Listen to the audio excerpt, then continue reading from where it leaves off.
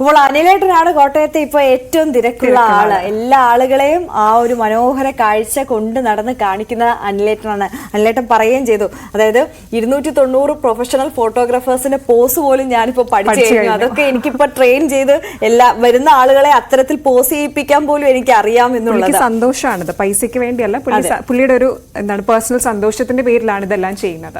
അതിനിടയിൽ ഒരു കാര്യം കൂടിയുണ്ട്, അതായത് പൊതുവേ നമ്മൾ ഇത്തരത്തിലുള്ള നല്ല കാഴ്ചകൾ, നല്ല പ്രകൃതിയൊക്കെ പ്രേക്ഷകരിലേക്ക് എത്തിക്കുമ്പോൾ ആളുകൾ വളരെ കാണാനുള്ള ആകാംക്ഷ കൊണ്ടാണ്. പക്ഷെ അവിടെയൊക്കെ ഇരച്ചെത്തുമ്പോൾ പല ആളുകളും അത് നമ്മുടെ പ്രകൃതിയാണ്, ആ ഒരു കാഴ്ച ഇനിയും നിലനിർത്തണം എന്നുള്ള ഒരു ചിന്ത മനസ്സിൽ വെക്കാറേയില്ല. നേരത്തെ കോട്ടയം മലരിക്കൽ ഇതുപോലെ ആമ്പൽപ്പൂ പാടം ഉണ്ടായിരുന്നു. അവിടുത്തെ കാഴ്ചകൾ നമ്മൾ കണ്ടതാണ്. എത്രത്തോളം ആളുകൾ അവിടേക്ക് ഇരച്ചെത്തി ആ ആമ്പൽപ്പൂവും പാടവും ഒക്കെ നശിപ്പിച്ചു എന്നുള്ളത്.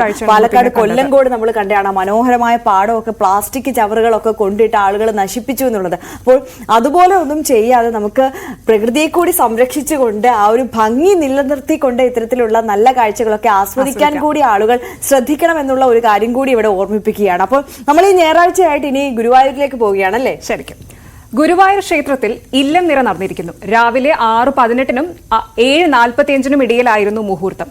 ചിങ്ങമാസത്തിലെ ആദ്യ ഞായർ ആയതിനാൽ നിരവധി വിവാഹങ്ങളും ഭക്തജന തിരക്കും അനുഭവപ്പെട്ടു.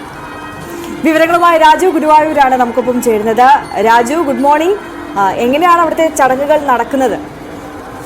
Good morning Arya and കൃഷ്ണന്ദു.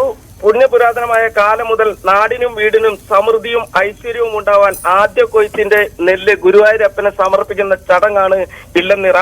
ഇന്ന് രാവിലെ 6:18 7:54 ഇടയിലായിരുന്നു ചടങ്ങുകൾ നടന്നത്. കിഴക്കേ ഗോപുരനടയിൽ ദീപസ്തംഭത്തിന് താഴെ ശുദ്ധീകരിച്ച തറയിൽ നാക്കിലകൾ നിരത്തി അരിമാവണിഞ്ഞ് പാരമ്പര്യ അവകാശ കുടുംബങ്ങൾ കതിർക്കറ്റകൾ ശിരസിലേറ്റി കൊണ്ടുവന്ന് സമർപ്പിക്കുകയാണ് ആദ്യം ചെയ്യുക.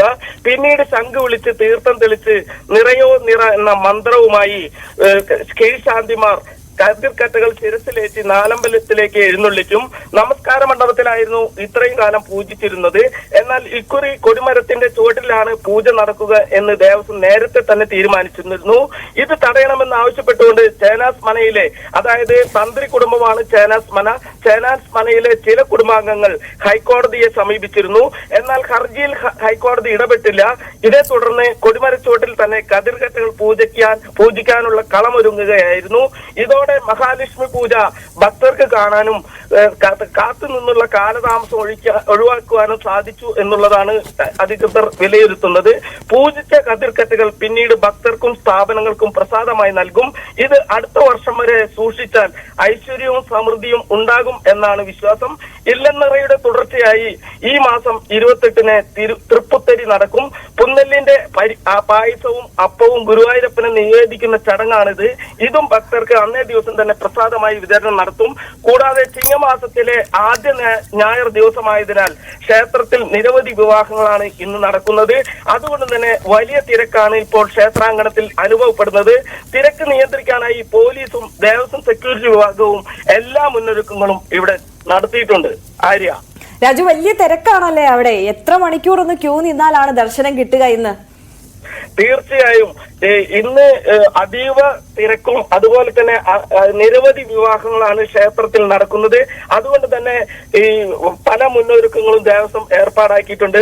പ്രത്യേകിച്ച് ഇല്ലനിറയും കൂടെ ഒരുമിച്ച് വന്നതോടുകൂടെ ക്ഷേത്രത്തിൽ വലിയ തിരക്കാണ് ഇപ്പോൾ അനുഭവപ്പെട്ടുകൊണ്ടിരിക്കുന്നത്. ആര്യ, തീർച്ചയായും രാജു ഗുരുവായൂരാണ് വിവരങ്ങൾ നൽകിയത്. എന്തായാലും ഇല്ലനിറ ചടങ്ങ് ഗുരുവായൂരിൽ നടന്നിരിക്കുകയാണ്. വലിയ തിരക്കാണ് അവിടെ അനുഭവപ്പെടുന്നത് എന്നുകൂടി രാജു പറയുന്നു. ഇനി നമുക്ക് ശബരിമലയിലേക്ക് പോകാം അല്ലെ?